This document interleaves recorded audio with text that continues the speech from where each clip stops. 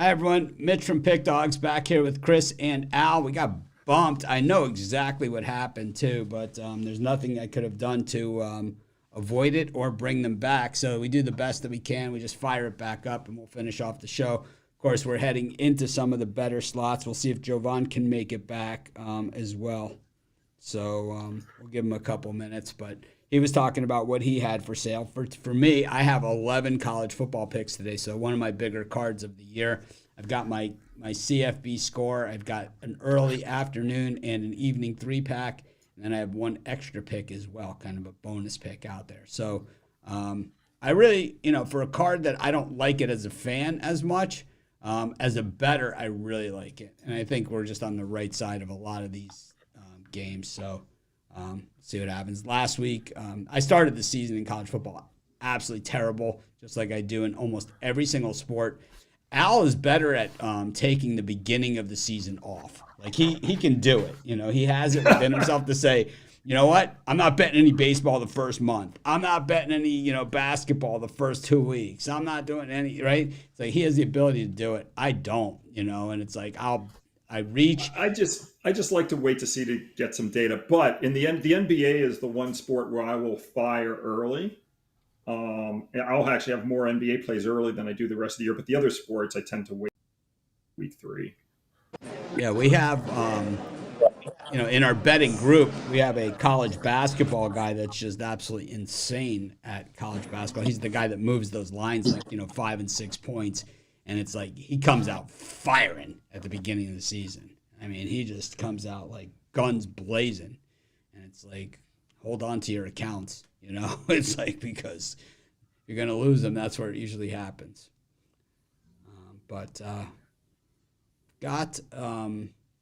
I have my partner program. I've announced this. This is for people if you have a private credit book and you're interested in betting along with our betting group.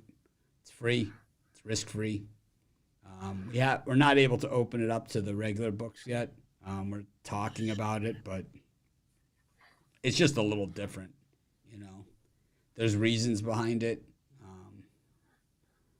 I can tell you those when we get to it, but I don't know. The biggest thing is that a private book is less likely to throw you out, especially if you join us when you're already in the hole. They're less likely to throw you out than the regular books online, who just, when you win, they throw you out. They don't look at your history or whatever. They see a pattern they don't like, they throw you out. And the pattern they don't like is called, Al, winning, right? That's the one they hate the most. They hate that pattern. It's called the winning.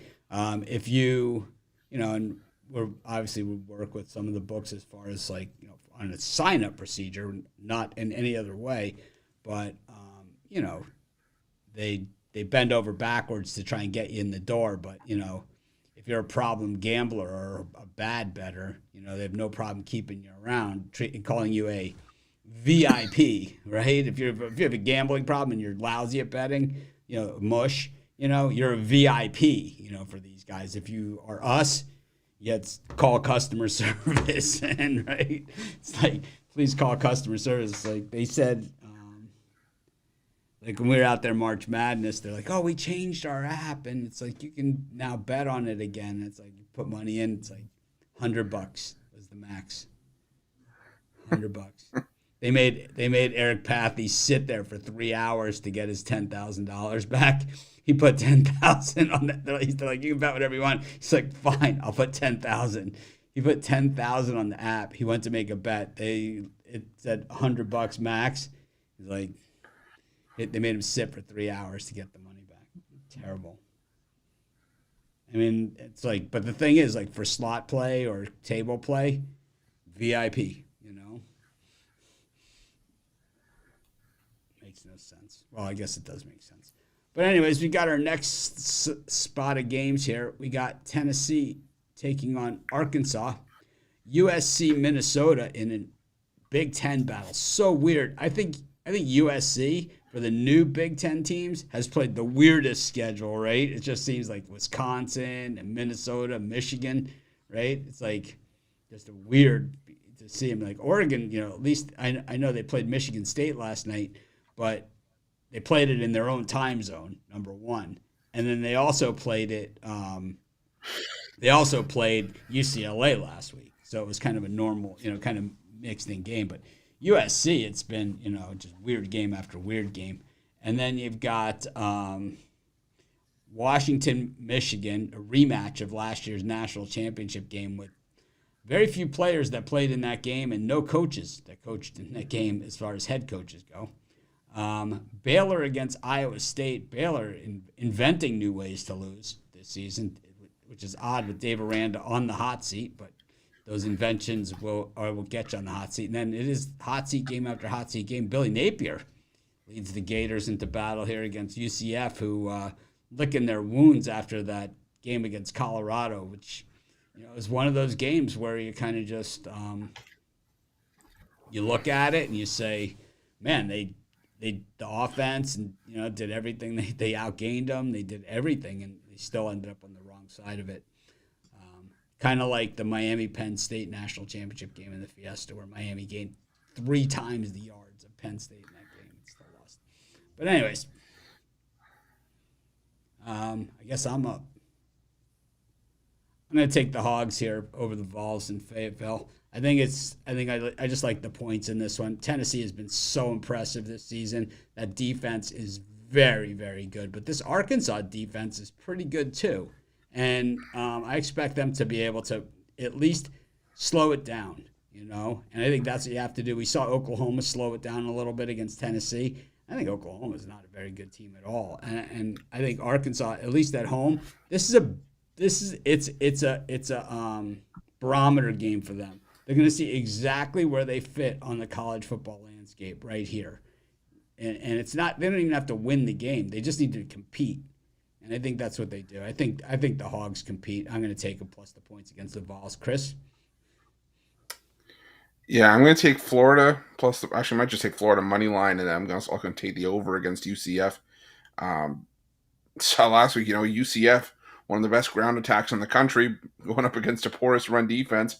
And Colorado was able to slow it down and use their aerial attack to just beat up on UCF.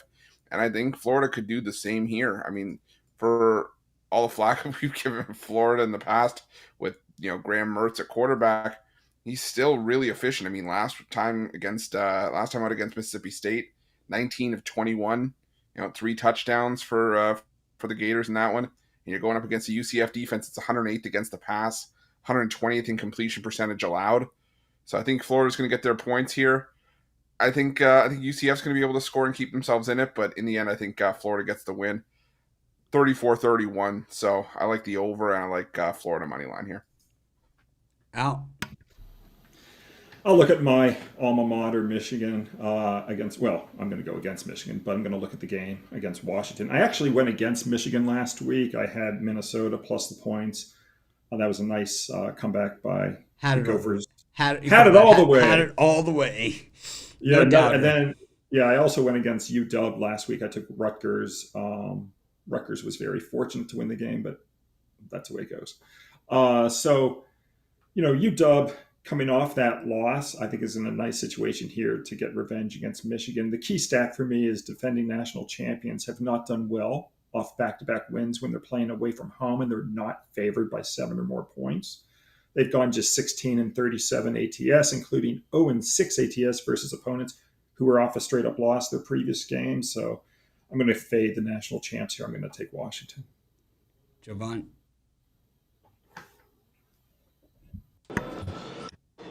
Yeah, I was going to touch on that game, but I was going to touch on the total. But I'll just leave that game alone completely and look at this USC-Minnesota game. I'm going to take the points. It's just a situation where I don't like the travel spot for USC.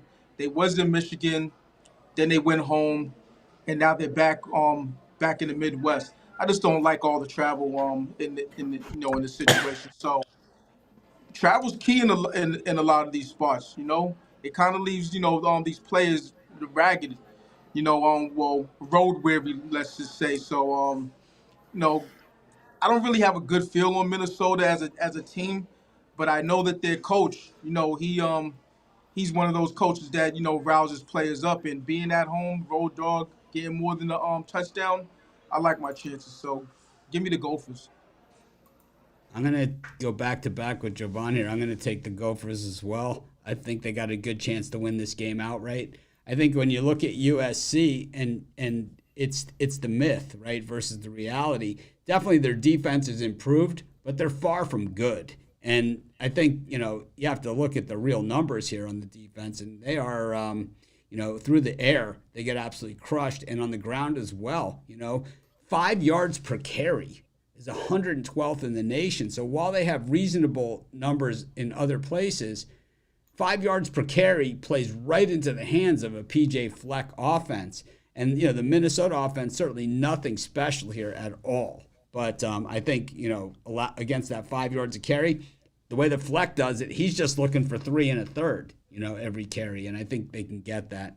I think the USC offense is one of the more overrated things out there. Their quarterback is, regarded like because of that first game against LSU, like he's, a god or something. But actually, he's 63rd in the nation in QB rating. He is what he is. And, when we look at this USC offense, they get sacked. They're 72nd in the nation in sacks allowed. So I expect Minnesota to put some pressure on them. Also, Minnesota 8th best in the nation in intercepting the football. I think the Gophers play some opportunistic football here. 6th best in fumble recoveries in the nation for Minnesota defense. I think these are the type of things that in conference games like this, these are the difference makers, especially when you're getting points at home. I'm going to take Minnesota, and I think USC can thank God this game's not in, the end of November or something, because they're going to be hating life when those games start to happen. I mean, welcome to the Big Ten. The Big House game was in, September. Imagine when that game's in, near the end of November or something. It's going to be lousy, It's going to be a bad day because most of these kids, they haven't seen snow. Al? Or Chris. I was going to say, that travel schedule for USC is terrible. At Michigan, then you go back home to play Wisconsin. Now you go back out on the road to play Minnesota. Then after that, you go back home to play Penn State next week. Racking up the frequent flyer miles. But give me Baylor and give me the under against Iowa State. I can't shake it. I mean, I just think it's going to be a defensive battle, and as bad as Dave Aranda's been, I think this is one of those games where look at Iowa State last week. It took a lot of work and a couple of late scores to get past Houston, who had been dreadful in going into that game. They were dreadful in that game. I think this is one of those 20-13 ugly Big 12 games. Give me the under and give me Baylor in the points. Out. Oh boy, I think I'm going to run the other way on the USC Minnesota game. I actually don't care about travel at all. Not one of the things I think is a valuable metric. I mean, I've talked about it over the years here, in a different context in the NFL. When you take a look at how West Coast teams do in the NFL on the East Coast, they do great. They're 374 and 314 ATS. So I'm not afraid of and this isn't even on the East Coast. This is Central Time Zone. But I wouldn't care if they were playing out in Halifax. I'm still going to take USC. I don't, Minnesota has not done well at home when they're not favored by 3 or more points. So they're either an underdog or a tiny favorite. They're 0-6 straight up in ATS their last 6. I think this is a really good USC team, and I think they're going to blow out Minnesota. Lincoln Riley's ass. Jovan? Anything else? I'll touch on the Michigan Washington game. Now, these are two good defenses to be sure, but I'm looking at this total of 40, and I think it goes over. You're looking at a Michigan team who they've taken a step back as far as their defense is. That just tells you how high their defense was in the last couple seasons. So I think that Washington at home can make a little bit of hay against this Michigan defense at given this spot. On the other hand, you're looking at a a Michigan team who you already know what they're going to do. They're going to run the ball, and run the ball some more. Now, I think that over time, if it's a close game, they'll wear on the Huskies and what they want to do on defense. And I think some way somehow this gets past 40. I think it's going to be a close game, which may not speak to the under. I mean, speak to the over because in tight games you tend to have games where it's low scoring, the clock runs. But I think nevertheless, I think we get there. I think it's going to be one of those 24-21 type of games. Washington 17 in a row at home for the Huskies going into this one.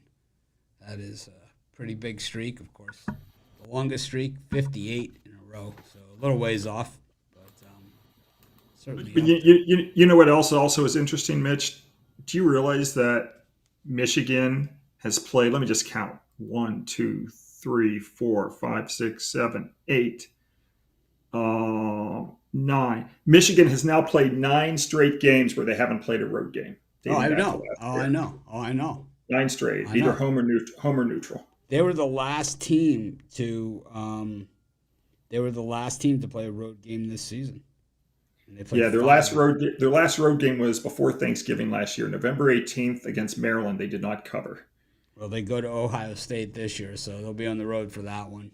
And this is a pretty tough first road game of the season for sure. Go to our last slot. It's Duke, Georgia Tech, Arizona State, Kansas, Cal against Miami, Arizona versus Texas Tech. Chris, Al says road trip don't matter, but we've got some big ones in this one. Yeah, and I'm gonna take Duke plus the points against Georgia Tech. I just don't see Georgia Tech being 9.5 points better than Duke. I know Duke's schedule has left a lot to be desired this season. Wins over Elon, Northwestern, UConn, Middle Tennessee, and North Carolina. But at worst, I think this is a touchdown win for Georgia Tech. Yeah, they had the bye week to get an extra week of film on Duke, but I like what I've seen from Malik Murphy. I think he can lead this Duke offense against this subpar Georgia Tech pass defense. And I think that Duke can do enough, like I said, to keep this one within single digits. The line's around 9.5. It's touched 10 at a couple places, but I think Georgia Tech wins this one, with 7 points at most. So give me Duke in the points. Georgia Tech, an absolute beast in this series at home. That's for sure. Al? I'm going to look at your Miami of Florida Hurricanes against California. Long road trip here for them. I know. I'm just going to look at the game. I actually like the home team here. But the interesting thing to me is Miami owns the second best scoring offense. They're putting up 49.4 points per game. California has the 12th best scoring defense of this season, giving up just 12.7 points per game. And when you get an underdog off a straight up and ATS loss like California with a defense that gives up less than 14 points per game, they've cashed 60% over the last 45 years versus opponents off a win. I like the defensive-minded underdog here. I'm going to grab the points. Jovan? Yeah, disappointing season for the Jayhawks as they're 1-4 and straight up and 0-5 against the spread, but something's got to give. I think that them being on the road, away from the noise of criticism at home. I think they're just a better team than what they've shown out on the field, and the Sun Devils on the other hand, they've really overachieved. So I'm just gonna zigzag in this one and believe that the Jayhawks can play better than what they have been and get the job done in this spot. Given the records and given the way these two teams play, you would think that the line would be more than what it actually is. That doesn't sit well with me, so I'm gonna roll with the underdog in this one, getting less than 3 points. Yeah, I'm going to go opposite Big Al here. I'm going to go with my Homer Miami pick, even though most of the kids playing in this game for Miami have never even been to California. And the California they're going to see in Northern California is nowhere near the California that they're probably expecting to see. But it really doesn't matter because the California they're going to see on the field is 131st in the nation at protecting the quarterback. And Miami, of course, third best in the nation in sacks. This has epic beatdown written all over it. This is one of those savage Miami beatdown games where they're going to be dancing in the backfield. And the Cal offense is so bad on the offensive line as beside being sacked basically the same amount as Kennesaw State, right, per game. They're so bad at it. That is with being 108th in the nation in offensive penalties, man. They are a holding machine at Cal. And against this Miami defensive front, it is going to be one ugly, ugly day. Cam Ward has had horrible days at Cal as a member of Washington State. Oh, he's out for revenge in a big way. Look for the Canes after last week's sad performance to be dancing in the end zone all night long. You know, you could look at the Cal defense. Miami outranks Cal in defense in every single measurable category that there is. It's not even close. It's men against boys. Miami by 3 touchdowns minimum. This is, you know, on paper, the biggest mismatch on the entire schedule. And I'm not even saying that because I'm a Miami fan. I'm saying it because the Miami defense against the Cal offense and that Miami pass rush against Cal's offensive line is just about as big. It's basically an NFL team against a high school team is what you have there. And it's going to be bad. Very bad. Chris? I don't know how I'm going to top that. I might just go with the under in the real thriller of this time slot, Hawaii, San Diego State. 13 points per game against 10 plus points per game.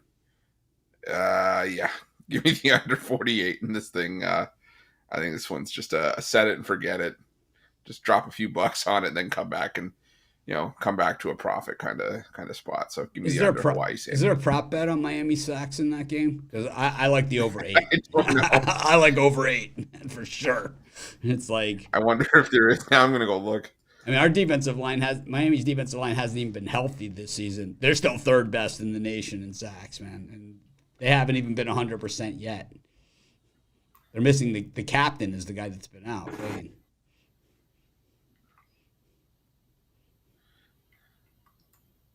Yeah, it is a bad day.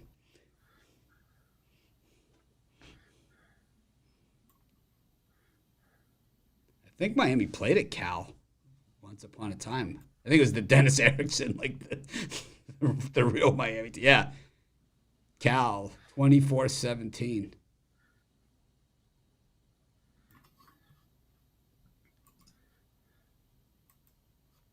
(2008).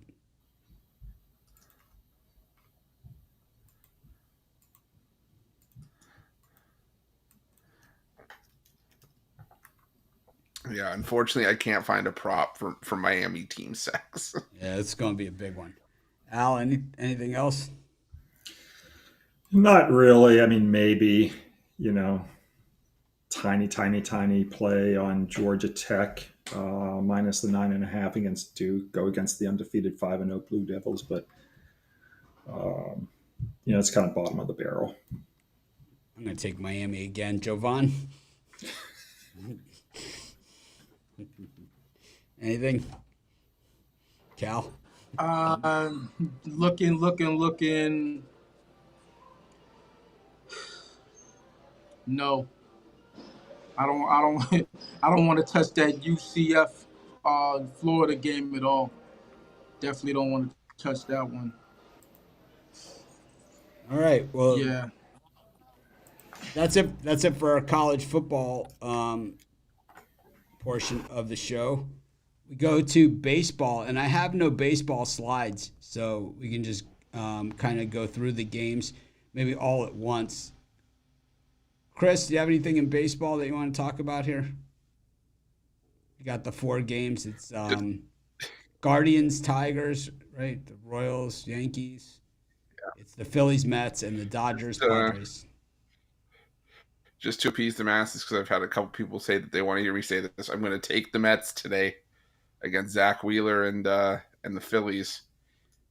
they won't go away. They just keep finding ways to get it done. And at plus 160, I know Kodai Senga is getting the start, and it's only like his third appearance of the season or something like that. But there's just something about a couple of these teams in the postseason where they just, you can't explain it. They just keep showing up and getting it done. And I think that's kind of what we have here with the Mets. So give me the Mets. What do you think with Senga? Do you think it's, the idea of starting him? Do you think it's somebody knows something, or do you think that they just feel this is the guy today? It very well could be. I mean, when I saw Senga, the move didn't make sense to me at first, but I was like, you know what? They're not just going to throw him out for game one of the NLDS if he's not good to go. They have other options, but they've got to think that they have something here with him. And yeah, I guess he has to be ready. Al?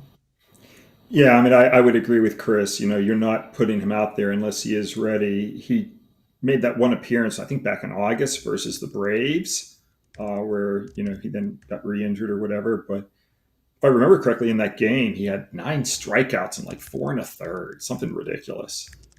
And if you look at what he did last season, his rookie year, when I think he had 2 starts versus the Phillies, he had a 1.46 ERA with 15 strikeouts, in the 2 games. So, he's got good success against this lineup. And I would never take the Mets just because you don't know what you're going to get with Senga, right? It's just a lot of risk there. But I'm also not, given his history against the Phillies and how he looked in August when he came back. And I don't want to go against him and lay $1.80 with the Phillies either. So I think it's a game I'm just going to turn on the TV and enjoy without a bet on it. So that's kind of how I would look at that. Jovan? Game 1? Any of these? Yeah, I mean, this doesn't even have to do with that handicapping or anything like that. You just roll with the Mets and just sit back and watch. I mean, this seems like they're a team of destiny. The last game wasn't the only game where they pulled off some late inning, ninth inning hijinks. It's been like this for months now. And every so often. So pressure packed situations, got to give the nod to them. That's just how I see it. Other ones, I mean, you don't want to go against the Tigers, but it looks like a bullpen game for Detroit, and I don't want to go against Tanner Bybee. All the Cleveland Guardians have done in his starts is win.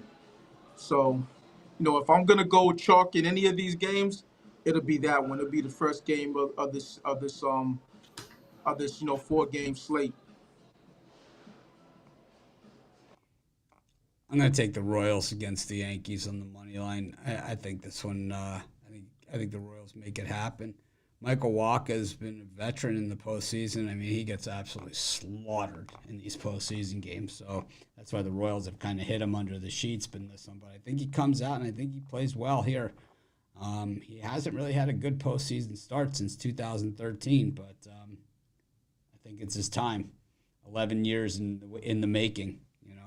Don't let that 20.25 ERA in his last postseason appearance fool you. He's a better pitcher than that. Right, Chris?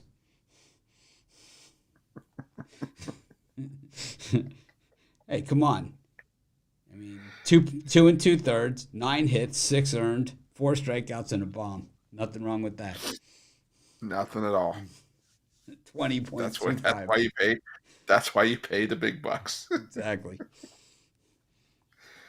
I don't know. I think the Royals are the team that's kind of flying under the radar here. I think the Mets are the public dog.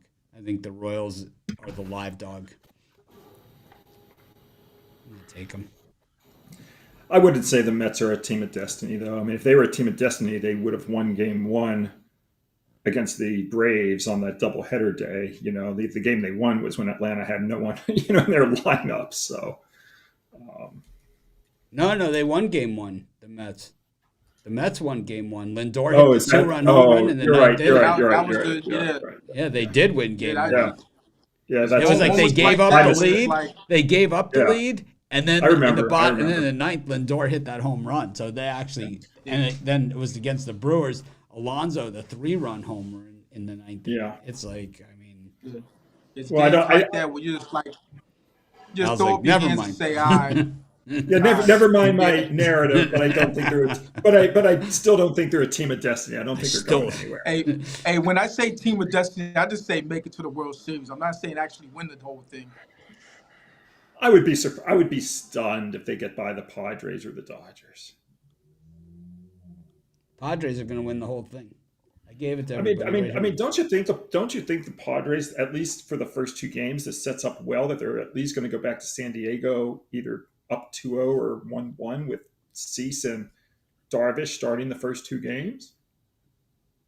They got a chance.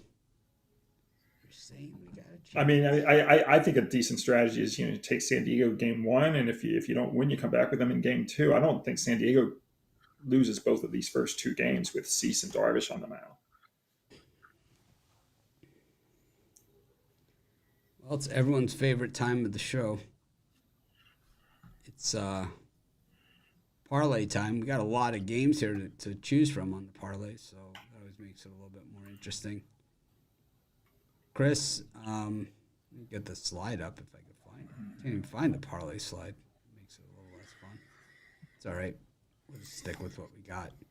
What do you got, Chris, for your parlay? For parlay, let's go with Penn State, East Carolina, and Boise State. Jovan?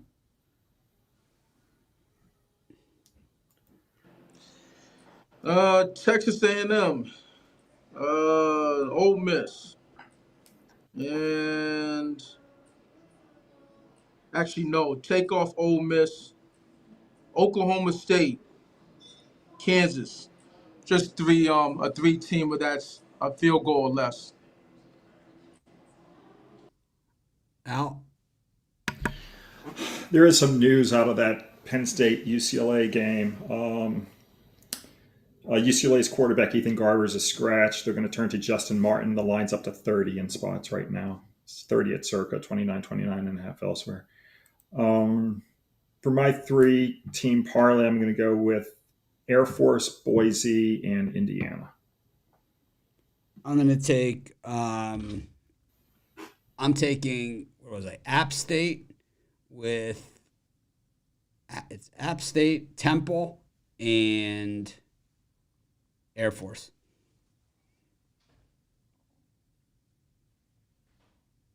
That's it. Thanks, everyone, for joining us. Make it a winning day. We appreciate each and every one of you. Be sure to check out all of our premium picks. Everyone told you what their packages were, but you can check them out at pickdogs.com. We've got a link in the description.